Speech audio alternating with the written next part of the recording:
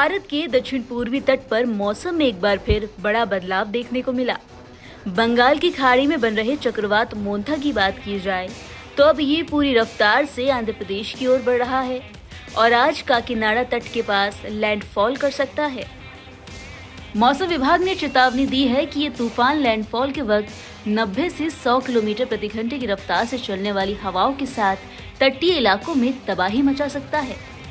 वहीं आईएमडी के मुताबिक बीती सुबह ये तूफान चेन्नई से करीब 420 किलोमीटर, विशाखापट्टनम से 500 किलोमीटर और काकीनाडा से लगभग 450 किलोमीटर दूर था। इसके असर से तटीय आंध्र प्रदेश, उड़ीसा और छत्तीसगढ़ में मौसम बिगड़ना शुरू हो गया। देश के कई इलाकों में बादल छाए हैं। यूपी, बिहार और दिल्ली तक में हल्की से थोड़ी तेज बारिश का दौर जारी है। ऐसे में आईएमडी हैदराबाद के जीएनआरएस श्रीनिवास राव ने बताया कि 3 जिलों पेद्दापल्ली, जयशंकर भूपालपल्ली और मुलुगु में ऑरेंज अलर्ट दिया गया।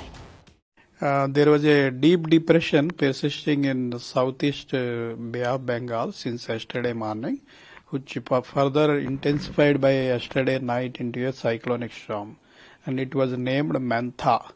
Now the cyclonic storm is located in west central Bay of Bengal. Distant wise, if we see, it is around 520 kilometers southeast of Chennai and 560 kilometers southeast of Kakinada and 600 kilometers southeast of Visakhapatnam.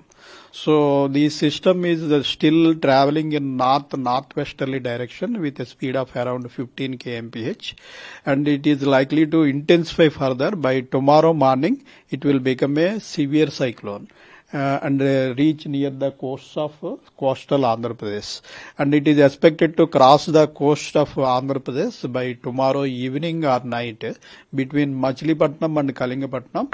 Around Kakinada area it is likely to cross. Since it is crossing as a severe cyclone, the gusty winds during crossing will reach 90 to 110 kilometers speed. So most of the districts in Andhra Pradesh will have extremely heavy rainfall and gusty winds from tomorrow onwards. And after crossing, the system will pass adjacent to Telangana in northwesterly direction. So some of the northeasterly districts in Telangana, tomorrow we have put on orange alert, 3 districts, namely Peddapalli, Jayashankar, Bhupalpalli, Munugu. These 3 districts are under orange alert, and all remaining northeast districts are under yellow alert. Since there is westerly flow also into the system, westerly districts of Nirmal, Nizamabad, Kamareddy, Medak, Sangareddy, Vikarabad are also put under yellow alert. All remaining states in the state will get moderate rainfall tomorrow, and gusty winds will prevail in all the districts up to 30 to 40 kmph. And in the northeasterly side, the gusty winds will be much more higher, like 40 to 50 and 50 to 60 kilometers per hour. बताते चले कि cyclone मोंथा के असर की वजह से आंध्र प्रदेश में rail यातायात बुरी तरह प्रभावित हो गया। यात्रियों की सुरक्षा सुनिश्चित करने के लिए एहतियाती कदम के तौर पर साउथ सेंट्रल रेलवे यानी SCR ने विजयवाड़ा डिवीजन के तहत चलने वाली 54 ट्रेन सेवाओं को रद्द कर दिया।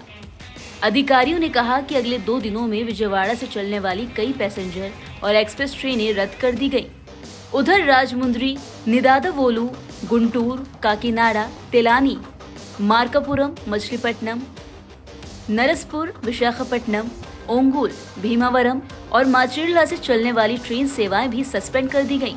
इसी के साथ तमिलनाडु के कई इलाकों में लगातार हो रही भारी बारिश के चलते जिला प्रशासन ने आज कुछ क्षेत्रों में स्कूलों और कॉलेजों में छुट्टी घोषित कर दी।